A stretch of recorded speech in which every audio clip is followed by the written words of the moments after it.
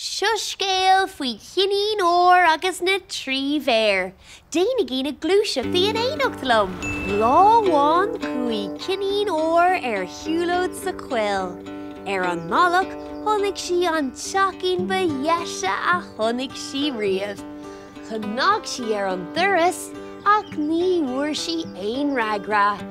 Duscail sí an doras go cuaireamach agus is isteach léithí. Tháinig sí trí bhála leta an mórd. Bála mór míaltach? Bála nach raibh comór leis? Agus bála beag bídeach. Bhlas cinnín an leta a bhís na bálaí ach ní raibh go deas ach an leta a bhís a bhála beag bídeach.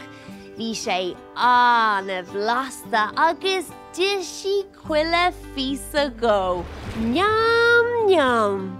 An sin tháinig sí trí chathaoir. Hí sí orthú fad ó cheann go cheann. Ach bhí an chathaoir mhór bhíaltach ró crua. Bhí an chathaoir nach raibh comór leis ró bhog. Ach nuair a hí sí an chathaoir bheag bhídeach bhris sé. Chuaigh sí suas an staire agus tháinig sí trí leaba. Lí sí siar na leapacha ó ceann go ceann. Agus bhí an leaba bheag bhídeach cóteolaí sin gur hit sí ina colla. Bula Trí Bhéar an teachín, Daddy, Mommy agus Bobbín. Bhí siad imethe shiúlóid agus iad ag tanú go mór lena gcuid leta a ithe nuair a thiocadí seabhaile. Ní raibh hásta a bhí na béir nuair a tháinig siad go raibh duine éigin tar éis a bheith isteach sa teach. Bhí Bobbín béir anna trína chéile nuair a tháinig sé go raibh a cuid leta ite agus a chathaoir briste.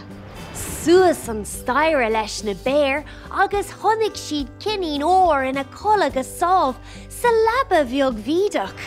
Bhú sí Cinnín Óir go tobann agus buanach gceatáistí nuair a tháinig sí na béir ag stána uirthi. Léim sí amach as an leaba, ris sí sios an staire agus níor stop sí gur chric sí an baile. Sin agah an scéal faoi Cinnín Óir agus na Trí Bhéar.